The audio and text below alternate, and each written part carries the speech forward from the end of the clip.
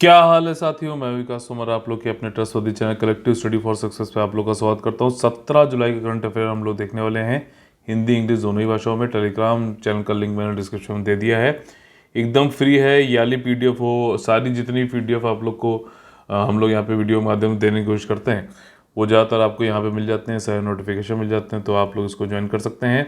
हमारा जो WhatsApp number है या फिर टेलीग्राम नंबर है या फिर जिस पे आप बात कर सकते हो, यूपीएससी और यूपीपीएससी, ठीक है, इनका जो है आपका जो पेड ग्रुप्स हैं 2022 मेंस 2023 का कंप्लीट पेड ग्रुप है। ठीक, आपका डेली आंसर राइटिंग और डाउट डिस्कशन वाला, इन सब की जानकारी आप 9650347272 पर ले सकते हैं। हमारे जो 10 मोस्ट इंपॉर्टेंट टॉपिक्स हैं जो कि प्रीलिम्स और मेंस एग्जामिनेशन में आ सकते हैं, यूपीएससी यूपीपीसीएस और BPSC other state PC examination में, उनको अब हम लोग देखेंगे विस्तार से। देखो, पहला क्या है कि Podu cultivation in Telangana. Simple चीज़ है, पोडू मतलब होता है शिफ्टिंग कल्टीवेशन। अब देखो, ऐसा नहीं कि ये अभी चल रहा है, ये बहुत मतलब हजारों सालों से इंसान क्या करता है कि जंगल को काटा।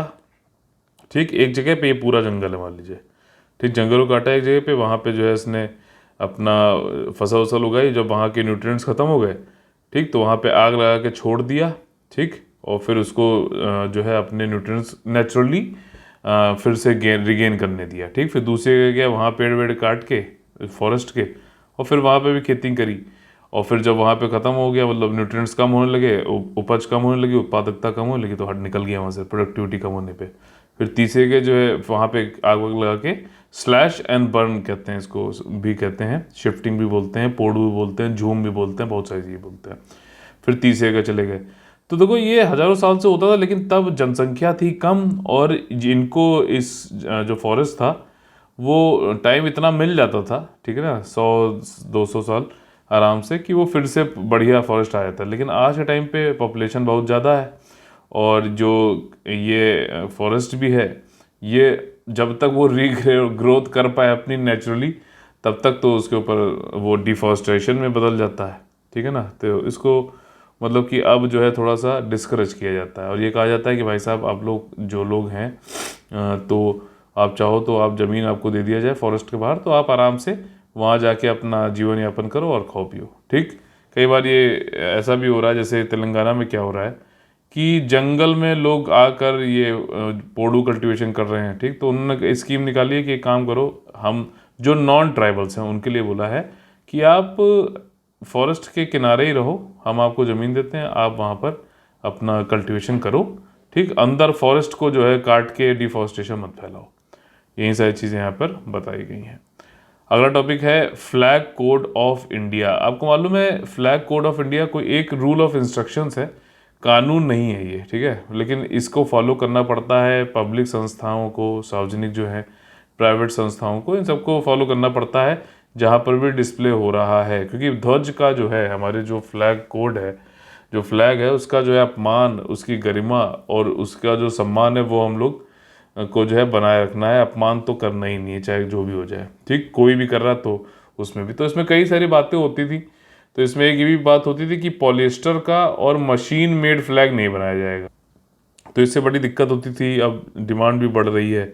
सरकार जो है, आप लोग को मैंने बताया भी था, पढ़ाया भी था, हर घर तिरंगा करके एक कैंपेन भी लाने वाली है। जब 75वां हमारा स्वतंत्रता वो होगा, इंडिपेंडेंस डे, तो उस दिन मतलब घर पे सब लोग लगाएं, अपना प्रतीक करें। ठीक, तो बढ़िया भी, देखते हैं कौन नहीं लगाएगा, तो थोड़ा बहुत मतलब सारी चीज़ें हैं, तो समझ ही गए होगे आप। तो हर घर तिरंगा लगाना। तो अब ये वाली जो एक लिमिटेशन थी, पॉलिस्टर और मशीन वाला नहीं बना सकते, मतलब वो यूज़ नहीं किया सकता फ्लैग कोड के अनुसार। ठीक, 2002 में आया था, ईयर याद रखो, हो सकता है पूछ ले। तो वो अब हटा दिया गया, संशोधन कर दिया गया, अब इजीली जो है फ्लैग अवेलेबल हो जाएंगे। ठीक, हैंड वोवन, पॉलिस्टर, वूल, सिल्क, खादी, सब बहुत तरीके के जो है इन्होंने अलाउ कर दिए यहाँ पर। ठीक, अवेलेबिलिटी बढ़ेगी अब बढ़िया। हर घर तिरंगा 75वें उसमें होगा। फ्लैग कोड 2002 में आया था।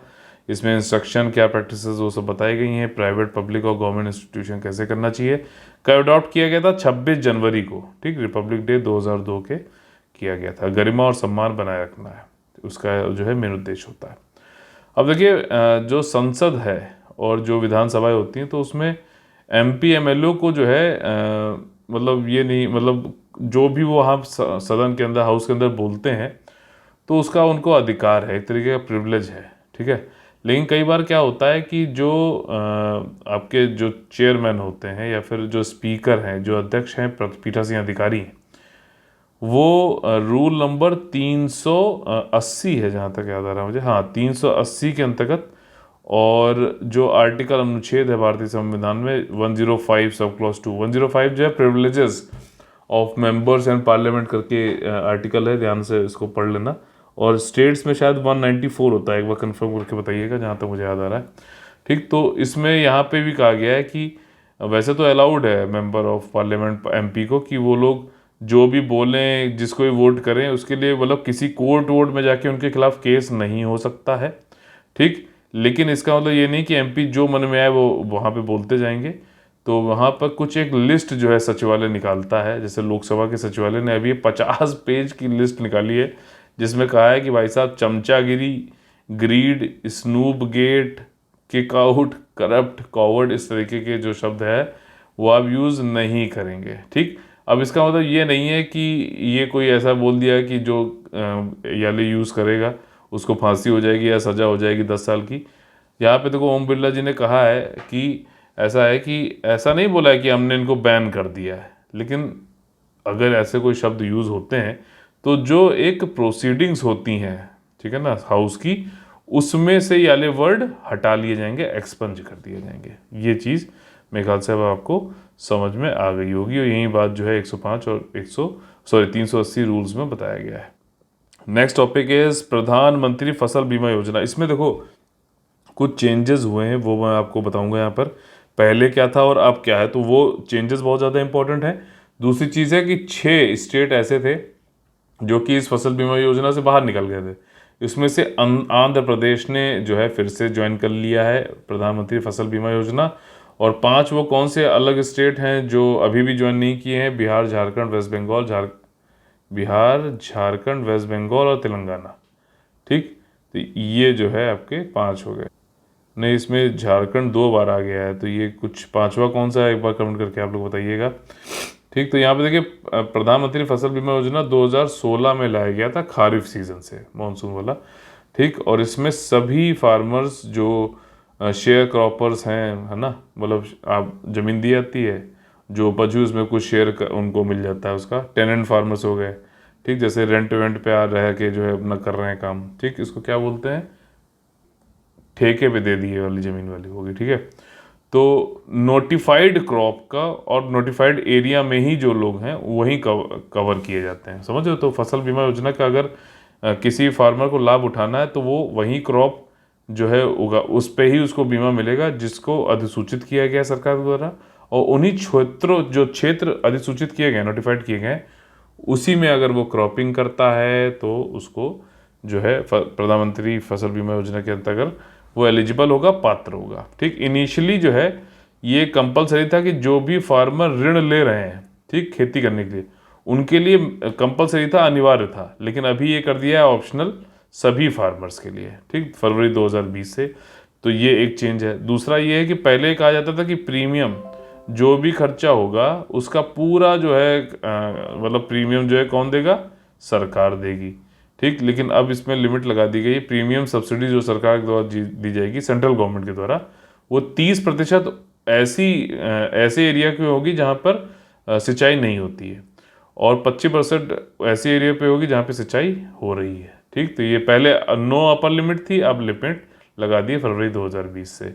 इसके अलावा जो आपका इसमें फूड क्रॉप हो गए, ठीक, serial, millet, pulses, oil seed oil, annual commercial, annual horticulture, ये सब कवर हैं।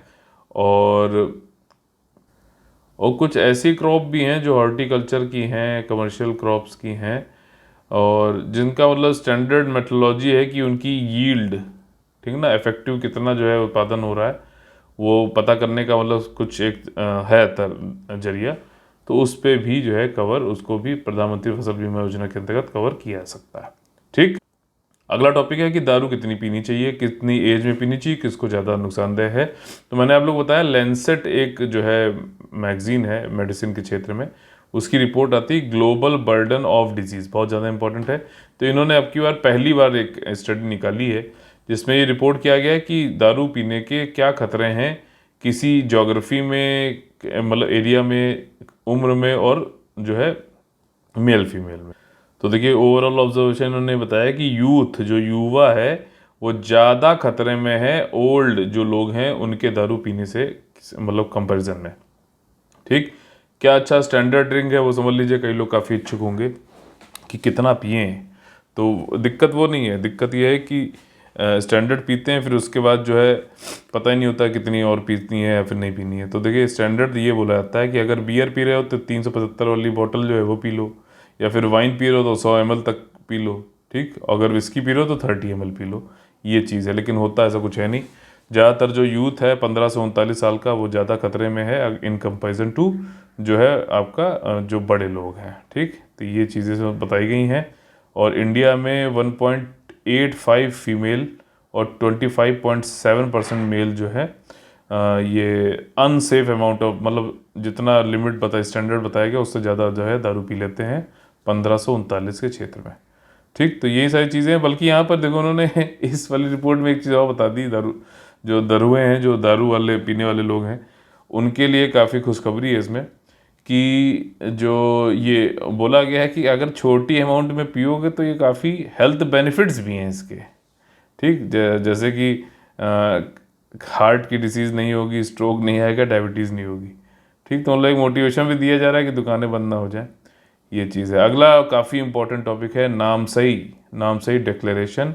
नामसाई एक डिस्ट्रिक्ट है और विलेज का नाम भी है अरुणाचल प्रदेश में। ठीक, तो वहाँ पे अभी आप लोग को देखो ये यूपी पीसीएस में अलग प्रीलिम्स में क्वेश्चन पूछा था कि ये जो डिस्प्यूट, बॉर्डर डिस्प्यूट है आसाम और अरुणाचल प्रदेश के बीच में, इसको कौन लोग जो है वो ख़त्म करना चाहते हैं, तो दोनों सीएम लोग करना चाहते हैं। ठीक है, इस पर भी कई लोग को विवाद था, पता नहीं क्यों। लेकिन चलिए जो भी है, कुछ तो मामला है कि अभी भी रिजल्ट नहीं आ पाया, 1 महीने से ज़्यादा हो गया है यूपी पीसीएस प्रीलिम्स 2022 का। खैर, तो यहाँ पे देखिए दोनों लोग, पेमा खांडू जी हैं, हेमंत जो है ये विश्व शर्मा जी हैं, दोनों लोगों ने नामसाई डिक्लेरेशन पे जो है हस्ताक्षर कर दिए कि जो बॉर्डर डिस्प्यूट है, ठीक है ना, अरुणाचल और आसाम के बीच में, इसमें 123 जो कुछ ऐसे गांव हैं जिनके बारे में वहाँ का स्थानीय एक आयोग बनाया गया था अरुणाचल प्रदेश में 26 दिसंबर 2007 को। ठीक, तो उन 123 जो विलेजेस की बाउंड्री है वहीं आसाम और अरुणाचल प्रदेश की बाउंड्री को डिसाइड कर देगी। और ये सारी बातें, मतलब क्या क्या होगा, कैसे होगा, इस पे घोषणा पत्र जारी किया गया जो कि नामसाई डिक्लेरेशन के हिसाब से बताया जा रहा है। ठीक, 29 टोपो शीट है, हाई पावर्ड कमेटी ने बनाई थी 1960 में, इसी को बेसिस बनाया जा रहा है। ठीक, तो ये कुछ चीज़ें हैं। और ठीक है, आसाम और अरुणाचल प्रदेश दोनों का जो है बॉर्डर डिस्प्यूट निपट जाए उतना अच्छा है। नामसाई डिस्ट्रिक्ट अरुणाचल प्रदेश में, ध्यान रखिएगा, अरुणाचल प्रदेश को फरवरी 1987 में पूरा स्टेटहुड मिला था। पहले तो यूनियन टेरिटरी था, आसाम से अलग हुआ था। और जब आसाम से अलग हुआ तो बॉर्डर जब बना तो बॉर्डर पे जो एरियाज थे वो डिस्प्यूटेड हो गए। सिंपल सी बात है ये है। ठीक, नॉर्थ ईस्ट फ्रंटियर ट्रैक इसको एजेंसी बोला जाता था पहले, फिर सेंट्रल गवर्नमेंट का कंट्रोल इसमें 1954 में आ गया था। ठीक है, next topic defence and security issue, CAPF वालों के लिए काफ़ी ज़्यादा इंपॉर्टेंट है। राफेल जो है 4th जनरेशन का फाइटर जेट है, डसॉल्ट एविएशन फ्रांस वालों ने मिलकर बनाई है। 36 जो है राफेल को गवर्नमेंट टू गवर्नमेंट वाला ऑर्डर दिया गया था, जिसमें से 36 जो है फ्रेंच के एनवॉय जो है एमैनुअल लेनैन, उन्होंने कहा है कि हमने दे दिए हैं जो है आपका हिंदुस्तान को। लेकिन इसमें से 35 जो है भारत में अभी है और एक जो है ऑलरेडी फ्रांस में ही है, जहां पर उस पर 13 कुछ इंडिया स्पेसिफिक एनहेंसमेंट किए जा रहे हैं। मतलब इंडिया ने कहा है कि कुछ हम जो है इसमें अपने एनहेंसमेंट भी कराना चाहते हैं 13 तरीके के, तो वो वहाँ पे सेटिंग उसमें हो रही है। ठीक, वो भी आ जाएगा, उसी प्रकार से बाकी 35 पे इंडिया में हो जाएगी। ठीक, कुछ इंडिया स्पेसिफिक एनहेंसमेंट जरूरी होता है भैया, नहीं तो कुछ तो हम अलग करें ना। हमने वो खरीद लिया आपसे तो उसमें हम जैसे वही है ना कि लोग जो है मारुति 800 खरीद के या फिर कुछ भी खरीद के उसमें जो है कुछ बढ़िया साइलेंसर लगवा रहे हैं या फिर कुछ कर रहे हैं, तो एनहेंसमेंट है, वैसे इंडिया भी करा रहा है। तो ये चीज़ है। ठीक, और राफेल का ही एक नेवल वर्जन भी है, नेवल मतलब नेवी के लिए यूज आ सकता है, वो एम उसके आगे जुड़ा होगा, तो राफेल एम नेवी के लिए बनाया जाता है, एयरक्राफ्ट कैरियर से बढ़िया से उड़ सके वैसे। तो उस कैटेगरी में बोइंग जो यूएसए कंपनी है, F-18 से इसका कड़ा मुकाबला है, बोइंग F-18 सुपर हॉर्नेट से, ठीक, राफेल एम का। लेकिन राफेल एम को ही शायद मिल जाएगा, अभी इन्होंने कैपेबिलिटी को शो भी किया था गोवा में, और F-18 ने भी अपना डिमॉन्स्ट्रेशन दिया था। खैर देखते हैं क्या होता है, ठीक है। अगला टॉपिक है शंघाई कॉरपोरेशन कोऑपरेशन ऑर्गेनाइजेशन। इसमें आप लोग को मैंने बताया है कि रशिया है, ठीक, चाइना तो है ही है, शंघाई वहीं पे ही है। इसके अलावा 4 जो है सेंट्रल एशियन कंट्रीज हैं, जिसमें से याद करने का क्या तरीका है, तुर्कमेनिस्तान नहीं है, ठीक। तो बाकी कौन कौन से बचे, कजाकिस्तान, किर्गिस्तान, उज्बेकिस्तान और जो है तजिकिस्तान। तजिकिस तो है, तुर्कमेनिस्तान नहीं है, ठीक। आपका Russia, China, 4 central Asian country, और इंडिया और पाकिस्तान, ठीक। तो ये जो है कंट्रीज थे। अब इसमें ईरान भी जुड़ने वाला है और बेलारूस भी जुड़ने वाला है। तो इस बार का तो भाई साहब कहाँ पे हो रहा है, अच्छा इसकी देखो पहले ज्योग्राफी देख लेते हैं। बेलारूस देखो यूक्रेन के नॉर्थ में है, ये टच करता है पोलैंड से, लिथुआनिया, लाटविया, रशिया से तो कर ही रहा है आपको पता है, और बेलारूस और यूक्रेन के बॉर्डर पे चेर्नोबिल है जो न्यूक्लियर डिजास्टर जहाँ पे हुआ था। ईरान का देखिए तो तेहरान अब इसकी कैपिटल है, मिन्स्क बेलारूस की कैपिटल थी, कैस्पियन सी से टच करता है, पर्शियन गल्फ से टच करता है, इराक से टच करता है, अजरबैजान से टच करता है, तुर्की सब दोनों से करता है, टर्की, तुर्कमेनिस्तान, अफगानिस्तान, पाकिस्तान से टच करता है, ठीक।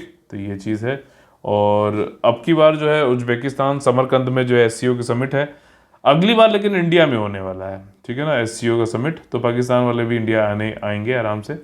और ये कुछ ऐसे इंस्टीट्यूशंस बचे हुए हैं, फोरम्स बचे हुए हैं बातचीत के, जहाँ पे इंडिया पाकिस्तान अभी भी बात कर रहे हैं एक दूसरे के, नहीं तो सार्क वार्क तो सब खत्म हो चुका है, बंद है अभी, ठीक। तो ये चीज़ें हैं। और यूक्रेन का वॉर जब हुआ है तो उसकी वजह से बेलारूस, ईरान तो पहले से बोल रहा था, लेकिन बेलारूस का भी उसको लाने का एक मतलब चांसेस बढ़ जाते हैं। बेलारूस काफ़ी अच्छा दोस्त है रशिया का। और वेस्ट जो कंट्रीज़ है ना, उनके खिलाफ एससीओ को एक तरीके से तैयार किया जा रहा है, तैयार हो रहा है बल्कि। एक काफ़ी ज़्यादा इंपॉर्टेंट चीज़ है, और वो ये है कि अगली बार जो एससीओ का होगा अगले साल, वो भारत में होगा, इंडिया में। तो उसके लिए जो है एक इंडिया में वाराणसी को फर्स्ट एससीओ के रीजन क्षेत्रों का पहला टूरिज्म और कल्चरल कैपिटल चुना गया है, ठीक। तो इसी प्रकार से आगे आगे रोटेट होता रहेगा। तो एससीओ रीजन का, एससीओ में जो भी कंट्रीज़ हैं, उन कंट्रीज़ में, क्षेत्रों में जो है अलग अलग जगहों पर टूरिज्म और कल्चरल कैपिटल बनेगी। पहला किसको बनाया गया है, वाराणसी को बनाया गया है। यूपी स्पेशल करंट अफेयर है, अब जरूर आ सकता है। अगला टॉपिक है श्रीलंका पॉलिटिकल क्राइसिस। अब समझ ही रहे हो, राजपाक्सा जो फैमिली थी इनके यहाँ श्रीलंका में, लोग ये कह रहे हैं कि पूरा बर्बाद करके पूरा इस परिवार ने रख दिया श्रीलंका को, खूब जो है मतलब दिक्कत हुई। और इस समय इतना ज़्यादा वहाँ पे आर्थिक मंदी और आर्थिक जो है परेशानियाँ हो रही हैं कि इनके जो हाउस है ना, प्रेसिडेंट हाउस, और इन सब पे जाकर लोग जो है अपना उन्होंने धावा बोल दिया। तो अब ये भाई साहब जो है उड़ गए, ठीक, उड़ के पहले मालदीव चले गए थे, अभी सिंगापुर चले गए हैं, भागे फिर रहे हैं। और उसके बाद इन्होंने क्या किया कि प्रेसिडेंटशिप से जो है रिज़ाइन कर दिया है। रनिल विक्रमसिंघे जो हैं वो एक्टिंग प्रेसिडेंट बन गए हैं, और उन्होंने कहा कि अगले 7 दिनों में मैं एक नया प्रेसिडेंट चुनूंगा। और जो श्रीलंका का कॉन्स्टिट्यूशन है वो भी ये कहता है कि अगर किसी कारणवश प्रेसिडेंट की जो सीट है वो रिक्त हो जाती है, वैकेंट हो जाती है, तो जो है एक इलेक्शन हो जाना चाहिए 1 महीने के अंदर नए प्रेसिडेंट को बनाने का, ठीक। 19वां जो अमेंडमेंट है, रनिल विक्रमसिंघे ने कहा है कि 19वां अमेंडमेंट 2015 में जो आया था, जिसमें लेजिस्लेचर की पावर बढ़ाई गई थी और कार्यकारिणी यानी कि एग्जीक्यूटिव पावर घटाई गई थी। तो उन्होंने कहा है ये विक्रमसिंघे जो एक्टिंग प्रेसिडेंट बने हैं कि इसको हम री इम्प्लीमेंट करेंगे, ठीक। लेजिस्लेचर को ज़्यादा पावर देते हुए देखना चाहते हैं ये, ठीक। अगला टॉपिक है नेशनल इंस्टीट्यूशनल रैंकिंग फ्रेमवर्क। कौन कराता है, मिनिस्ट्री ऑफ एजुकेशन, ठीक। देखो इसकी कई सारी कैटेगरी हैं। ओवरऑल जो इंस्टीट्यूशंस है ना हाई एजुकेशन की, उसमें कौन फर्स्ट आया है, तो फिर से मद्रास आया है। इससे पहले भी आईआईटी मद्रास था, अब की बार भी आईआईटी मद्रास है। और कौन कौन है? Indian Institute of Science Bengaluru second है, Indian Institute of Technology Bombay third है, दिल्ली आईआईटी फोर्थ है, कानपुर वाला आईआईटी पांचवा है, खड़गपुर वाला छठा है, रुड़की वाला सातवां है और गुवाहाटी वाला आठवां है। एम्स जो है वो 9वें नंबर पे। मैंने बताया ना सारे इंस्टीट्यूशंस का जो है ये कंबाइंड ये रैंकिंग है। और जवाहरलाल नेहरू यूनिवर्सिटी 10वें पे है। ठीक, अगर सिर्फ उसमें देखोगे यूनिवर्सिटीज़ में रैंकिंग देखोगे, नेशनल क्या है full form, national institution ranking framework का, तो IISC जो ये आपका साइंस बेंगलोर वाला है वो आपका पहले नंबर पे। यूनिवर्सिटीज़ की बात हो रही है विश्वविद्यालयों की, फिर JNU, फिर जामिया मिलिया इस्लामिया जादवपुर यूनिवर्सिटी, अमृता विश्व विद्यापीठम। ठीक है, तो ये हो गया। अगर कॉलेज की बात करोगे तो उसमें मिरांडा फर्स्ट है, हिंदू सेकंड है। ठीक, और आपका पांचवा जो है lady Shri Ram college for women. Top 5 medical institute की बात करोगे तो एम्स जो है और वो आपका नंबर 1 है। ठीक, AIIMS, post graduate institute of medical education and research Chandigarh, Christian medical college, ये लिस्ट आ गई। टॉप 5 मैनेजमेंट अगर प्रबंधन वाले इंस्टीट्यूट देखोगे तो अहमदाबाद, भाई साहब को सबको पता है हमेशा नंबर 1 रहता है ज़्यादातर ये, तो IIM अहमदाबाद, फिर बेंगलुरु है, फिर कोलकाता है। मेट्रोलॉजी जो है वो यही है कि कॉलेज, यूनिवर्सिटी, रिसर्च इंस्टीट्यूशन, इनको ओवरऑल रैंकिंग भी दी जाती है। जैसा हम लोगों ने ऊपर देखा, कौन है? मद्रास सबसे ऊपर है। और उसके अलावा जो है 7 तरीके की यहाँ पे रैंकिंग दी जाती है, engineering, management, pharmacy, law, medical, architecture और दांत यानी डेंटल। ठीक, 4786 इंस्टीट्यूट को इवेल्युएट किया गया था 5 पैरामीटर पे। वो कौन कौन से 5 पैरामीटर हैं? टीचिंग कैसी हो रही है, लर्निंग कैसी, रिसोर्सेज कैसे आए, रिसर्च एंड प्रोफेशनल प्रैक्टिस कैसा है, ग्रेजुएशन आउटकम है कि नहीं है, खाली पढ़ाते आ रहे हैं, कुछ अप्लाई नहीं कर पा रहे तो बेकार है, आउटरीच क्या है, ठीक है, इंक्लूसिविटी और परसेप्शन। तो मतलब रिसर्च पे बात हो रही है पूरा ऑलरेडी। ठीक है, तो चलिए अभी मोटिवेशन वाला जो कोट है इसके बाद है, मार्केटिंग से डर के भागिए नहीं। देखिए जो CSFS पेड कोर्सेज हैं विकास तोमर जी के द्वारा, वो हैं कौन कौन से? एक तो 2022 का UPSC और UPPSC का जो है डिस्क्रिप्शन में मैंने लिंक भी डाल रखा है, उसको देख लीजिएगा। मेंस का 1-to-1 CGM प्रोग्राम है, काउंसलिंग गाइडेंस मेंटोरशिप, वो भी 1-to-1। ठीक, इसको आज ही आप ज्वाइन कर सकते हो। वेट मत करो, UPSC का तो भैया शेड्यूल भी आ गया, UPPCS का जल्दी ही जो है मेंस का प्रीलिम्स का सॉरी रिजल्ट आ जाएगा, तो आप उसका वेट मत करो, उससे पहले से चालू कर दो तैयारी अगर नहीं करी है तो। इसी प्रकार से प्रीलिम्स और मेंस इंटीग्रेटेड के लिए, ठीक, वैसे तो प्रीलिम्स और मेंस का अलग अलग आप लोग जो है मॉड्यूल ज्वाइन कर सकते हो, लेकिन इंटीग्रेटेड वाला ज्वाइन करो तो ज़्यादा अच्छा है। 20 जुलाई से ऑफिशियली चालू हो रहा है, लेकिन आप अभी से जुड़ सकते हो। इसमें इंस्टॉलमेंट की भी सुविधा है, 5 या इनिशियल पेमेंट करके आप जुड़ सकते हो। फिर हर महीने आपको जो है पहली तारीख को अगली इंस्टॉलमेंट देनी 4-4 हज़ार रुपये की। ठीक, तो ये चीज़ हो गई। और इसकी फीस जो है 25,000 रुपये है आपका। इसमें समझिए प्रीलिम्स और मेंस तक का पूरा है, टेस्ट सीरीज है, डेली स्टडी प्लान है, डेली जो है इसमें आपका क्वेश्चंस पूछे जाते हैं, डेली इम्प्रूवमेंट होता है आपका। ठीक है, इसमें डेली डाउट डिस्कशन होता है, लाइव डाउट रखा जाता है कि भैया कोई डाउट आ रहा है तो वो पूछ लो। तो और डेली मॉनिटरिंग होती है बच्चों की, ऐसा नहीं।